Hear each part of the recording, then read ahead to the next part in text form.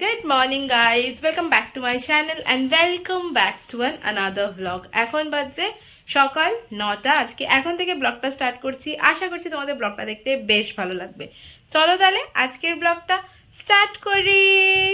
আজকে একটুখানি সকাল সকালই ব্লগ স্টার্ট করেছি। অন্যান্য দিন বুটুর স্কুল থাকে আর ওই টাইমটা ব্লগিং করাটা আমি আপাতত অফ করে দিয়েছি, তো সেই কারণে ওই টাইমে ব্লগ করি না। বুটুকে স্কুল থেকে নিয়ে আসার পর তারপর থেকে ব্লগিং করা স্টার্ট করি। তো আজকে বুটু সকালে স্কুল যায়নি, মেঘলা ওয়েদার, সকাল থেকে একটু একটু বৃষ্টি হচ্ছে, তো সেই কারণে বুটুকে আজকে স্কুল পাঠাইনি। তাই আজকে সকাল থেকেই ব্লগ স্টার্ট করেছি। আমার অলরেডি স্নান করা ডান, বুটু ঘুম থেকে উঠেও পড়েছে। চলো এবার টুকটুক করে বুটুর একটা কাজ করা শুরু করি। আমি তো বুটুর কাজ শুরু করব, কিন্তু তার আগে দেখো বুটু ঘুম থেকে উঠে কি করছে। কত ভালো মেয়ে দেখেছো, ফোন লাগিয়ে দিচ্ছে চার্জারে। আর আজকে যেহেতু সকাল থেকে বৃষ্টি বৃষ্টি ওয়েদার, মানে ভীষণ রকম মেঘলা করে আছে, তাই ঘরের ভেতরটাও কিরম যেন একটা অন্ধকার অন্ধকার হয়ে রয়েছে।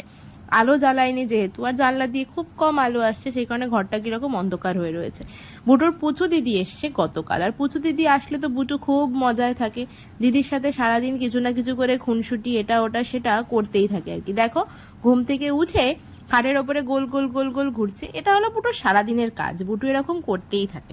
আর ঘুম থেকে ওঠার পর না আমিও ওর সাথে একটুখানি খুনসুটি করি, যাতে ওর মুডটা একেবারে ভীষণ রকমের ফ্রেশ হয়ে যায়। সেই কারণে ঘুম থেকে ওঠার পর সমস্ত বাচ্চাদের সাথেই না এগুলো করা একটু জরুরি হয় বলে আমার মনে হয়, তাহলে ওরাও না সকালটা শুরু করতে পারে বেশ সুন্দরভাবে। যাই হোক, সমস্ত খুনসুটি ওর সাথে সেরে চলে আসলাম সোজা রান্নাঘরে বুড়োর ব্রেকফাস্ট রেডি করার জন্য। দুধ গরম করতে দিলাম গ্যাসে, আর ইনি এখানে বসে পড়েছেন এই একটা নোটপ্যাড নিয়ে। নোটপ্যাডই বলে খুব সম্ভবত এটাকে। মেলার থেকে আমার ভাই এনে দিয়েছে বুটুকে। আমাদের এখানে ঝুলনে মেলা বসেছিল, মাসখানেক মেলা থাকে, আমরাও গেছিলাম একদিন সেই মেলায় ঘুরতে। তো মামা বুটুর জন্য এটা এনে দিয়েছে, আর এটা আসার পর বুটুর লেখার প্রতি ইন্টারেস্ট বেড়ে গেছে। খাতা পেন্সিল রাবার ওই সমস্ত ছেড়ে দিয়ে খালি এর মধ্যেই লিখে যাচ্ছে। খালি বলছে আমাকে এইটার মধ্যে লিখতে দাও, আমি লিখছি। নাও স্পেলিং লিখছে এখন 1 2 3 4 এর। দুধ গরম করা ডান, দুধটা একটু ঠান্ডা হয়ে গেছে, তারপর আমি ওর মধ্যে ভিজিয়ে দিলাম কর্নফ্লেক্স। বুটুকে অল্টারনেটিভলি কোনোদিনও কর্নফ্লেক্স দিই, কোনোদিনও ইডলি, কোনোদিনও দুধ রুটি। তবে হ্যাঁ, আমি চেষ্টা করি একটুখানি দুধটা অ্যাড রাখার। তার কারণ হচ্ছে বুটু দুধ একেবারে খেতে চায় না, তাই ওকে কিভাবে দুধ খাওয়ানো যায় সে চেষ্টা আমার সবসময় চলতে থাকে আর কি। তো আজকে ওই জন্য একটু দুধ কর্নফ্লেক্স দিলাম। দুধ কর্নফ্লেক্স না খুব ভালো করে খুব একটা বেশি খেতে চাইছে না। কর্নফ্লেক্সটা আমি রিসেন্টলি কিছুদিন হলো নিয়ে এসেছি ট্রাই করার জন্য, ছোট্ট একটা প্যাকেট কিনে, যে বুটু কীরকম কর্নফ্লেক্স খায় দেখি। 2 দিন খেয়েছে, তারপরে 3 দিনের দিন থেকে একটু একটু করে কম খাওয়া শুরু হয়েছে আর কি। কিন্তু প্যাকেটটা তো শেষ করতে হবে এনিহাও, তো বুটুকেও দিচ্ছি মাঝে মাঝে এক একদিন, আর আমিও এক একদিন দুধ কর্নফ্লেক্স খেয়ে নিচ্ছি ব্রেকফাস্টে। তারপরে বাড়িতে ছিল এই যে কাপগুলো। গত কয়েকদিন ধরে এই কাপগুলো নিয়ে প্রায়শই বুটু বসে পড়ছে খেলার জন্য আর কি। এই জিনিসটা বানাতে ভীষণ পছন্দ করছে, আর এমনিতেও পাখা চললেই কিছুক্ষণের মধ্যেই ওটা পড়ে যাচ্ছে। আজকে পুচু দিদির সাথে সেই নিয়ে খেলা শুরু করেছে, কিন্তু এই নোটপ্যাডটাকে এখনো অবধি ছাড়িনি। সেটা নিয়ে আঁকছে, লিখছে, সমস্ত কিছু চলছে, আর তার সাথে খেলাও চলছে। এর মধ্যেই আমি ওকে ব্রেকফাস্টটা করিয়ে দিলাম। ব্রেকফাস্ট করানোর পর বাইরেটা বেরিয়ে দেখছি মুষলধারে বৃষ্টি শুরু হয়েছে। সারাদিন ভোর বৃষ্টি তো আজকে মনে হচ্ছে চলবেই, আকাশের যা অবস্থা তাতে। এর মধ্যেই আছে আমাদের একটা নিমন্ত্রণ বাড়ি। ওই যে বললাম ভাইদের বাড়ি আজকে গৃহপ্রবেশে সত্যনারায়ণ রয়েছে, মানে সত্যনারায়ণ পুজো রয়েছে, তো সে নিমন্ত্রণ আছে, তো সেখানে তো যেতেই হবে, বৃষ্টি পড়ুক আর যাই পড়ুক না কেন। বুটুকে স্নান করাবো, বুটু তো সকাল থেকেই চলছে। পুচু যাবে ওই বাড়িতে, আমাকে আগের থেকেই বলে রেখেছে পুচু দিদি যখন যাবে আমি কিন্তু পুচু দিদির সাথে যাবো ওই বাড়িতে। এমনি লেখাপড়া করা হয়ে গেছে, এবার আঁকা নিয়ে বসেছে, ওখানেই এঁকে যাচ্ছে। স্নান করিয়ে দিলাম ওকে। আমি এটাও বললাম যে পুচু দিদির সাথে যেতে হবে না, দিদি যাক, আমি পরে যাব, বৃষ্টি পড়ছে এখন যাস না। কিন্তু তা বললে আর শুনছে কে? হবে না, আমার এখনই যেতে হবে। এবার আমার কিছু কাজ আছে, আমার স্নান হয়নি, টুকিটাকি কিছু ঘরের কাজ আছে, সেগুলো না মিটিয়ে তো আর আমি যেতে পারবো না। তো আলটিমেটলি সেই কারণে পুচুকেই বললাম ঠিক আছে যা, তুই নিয়ে যা। স্নান করিয়ে দিয়েছি, ড্রেসও পরিয়ে দিয়েছি। আজকের বক্তব্য, পুচু দিদি যখন এসছে আমি পুচু দিদির কাছেই ক্রিম লাগাবো। তো পুচু দিদি এখন সেই কাজ করছে। মানে পুচু দিদি হচ্ছে বুটুর ভীষণ প্রিয় একজন। পুচু দিদি আসলে আর কিছু চায় না। পুচু যখন থাকে না, পুচুর বাড়ি বারাসাতে, তো ও যখন থাকে না প্রায়শই ফোন করতে থাকে তুই কবে আসবি আর তুই কবে আসবি। আর দিদি আসলে প্রচণ্ড এক্সাইটেড থাকে, দিদির সাথে সারাদিন খেলা করে। আর পুচুও ওর সাথে যেহেতু খেলা করে, তো খুব ভালো পার্টনার পুচু আর কি। তো এই যে চললেন মহারানী আমার দিদিদের বাড়িতে। বৃষ্টি এখনও পড়ে যাচ্ছে, যদিও আগে যেরকম মুষলধারে বৃষ্টি হচ্ছিল তার থেকে বৃষ্টির পরিমাণটা একটু কম হয়েছে, তবে টিপ টিপ করে পড়ছেই বৃষ্টি। সারা দিন আজকে বৃষ্টি হবে বলেই মনে হচ্ছে। বৃষ্টি কমবে কখন তার কোনো ঠিকানা নেই। বুটুকে পাঠিয়ে দিলাম, পুচুকে বললাম নিয়ে যা এবং সাবধানে রাখিস তোর কাছে। খুব বেশিক্ষণ থাকবে বলে মনে হয় না, প্যাপ্যাও শুরু করতে পারে, তাই আমাকে তাড়াতাড়ি যেতে হবে। তো চলে গেছে পুচুর সাথে, ওকে বললাম যে যাস না, আমার সাথে যাস, কিন্তু না, ও পুচু দিদির সাথেই যাবে। দেখি আমি এবার ফটাফট রেডি হয়নি, রেডি হয়ে যাব, নইলে আবার ওখানে গিয়ে কান্নাকাটি শুরু করলে পুচুকে আবার বুটুকে নিয়ে এক্ষুনি আসতে হবে, তার মধ্যে পড়ছে বৃষ্টি। তাই দেখি তাড়াতাড়ি রেডি হয়নি, রেডি হয়ে নিয়ে আমিও বেরোই। এবার রেডি হয়ে গেছি। রেডি হতে খুব বেশিক্ষণ সময় লাগে না। প্রথমে ভাবছিলাম যে শাড়ি পরবো, তারপরে আবার ভাবলাম যে যেভাবে বৃষ্টি পড়ছে তাতে শাড়ি না পরাই ভালো, তাই একটা কুর্তি পরে নিয়েছি, মানে 2 পিস সেট পরে নিয়েছি। বুটু বারবার ফোন করছে ওখান থেকে, পুচুর ফোন থেকে, তুমি আসো তুমি আসো, কখন আসবে কখন আসবে। এবার আর কথা না বাড়িয়ে যাই, এবার ফটাফট বেরোই। বৃষ্টি মনে হয় এখনও পড়ছে বাইরে, দেখি যাই এবার বেরোই।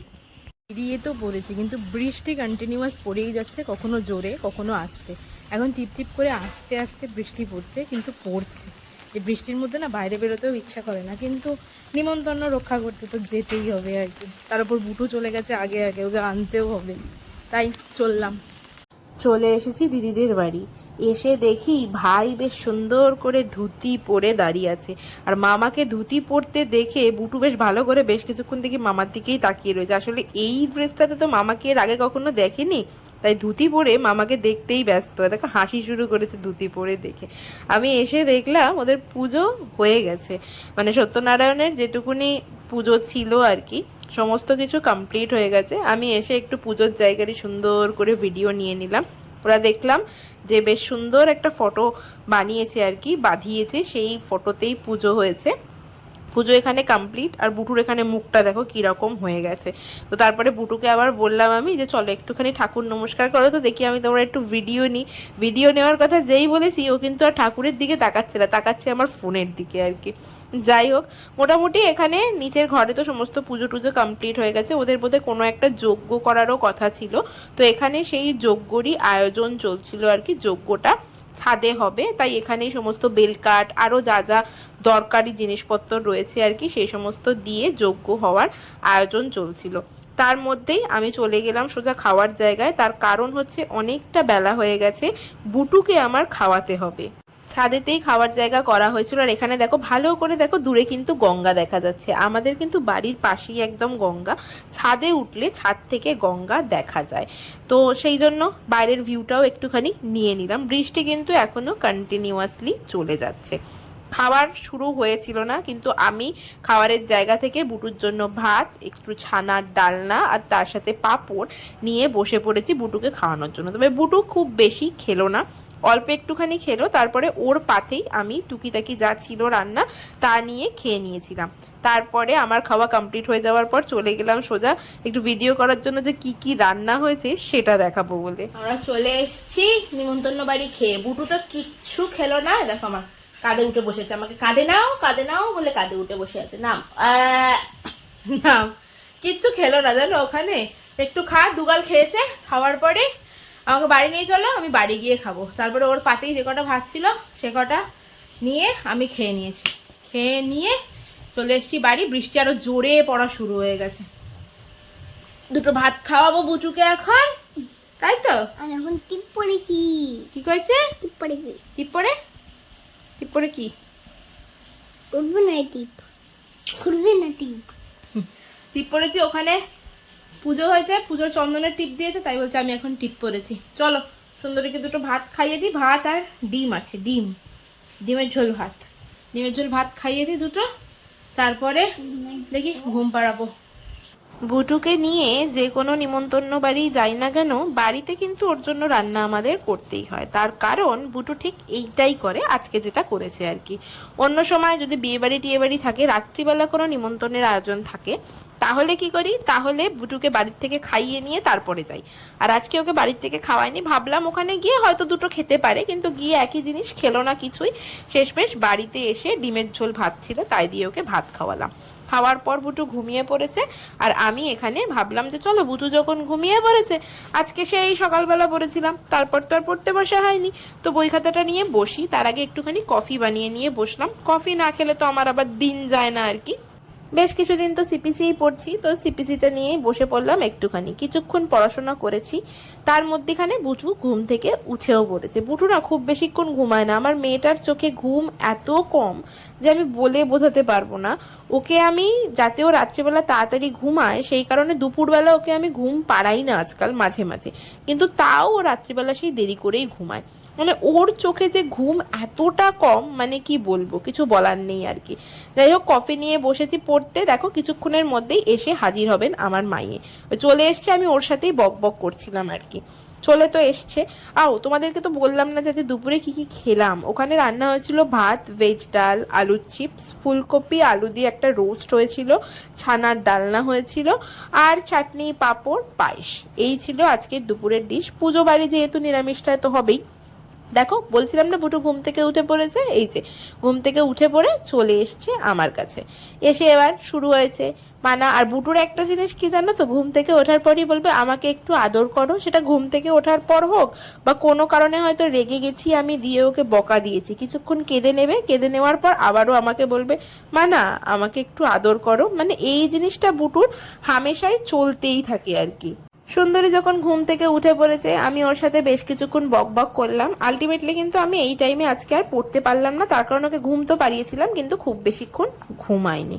চলো ওর সাথে আমি খুনসুটি করছি, একটু বাদে ওকে এবার হরলিক্স বানিয়ে দেবো, হরলিক্স খাবে, তারপরে আর সন্ধেবেলার দিকে যা যা কাজ থাকে টুকিটাকি সেগুলো করবে, পড়তে যাবে। চলো আজকের ব্লগটা এখানেই শেষ করছি, তোমাদের সাথে দেখা হচ্ছে আবার নেক্সট ব্লগে। ততক্ষণ পর্যন্ত সবাই খুব হ্যাপি থেকো, খুব ভালো থেকো, পজিটিভ থেকো। আমার ব্লগটা ভালো লাগলে do like, share and subscribe. Okay চলো টাটা।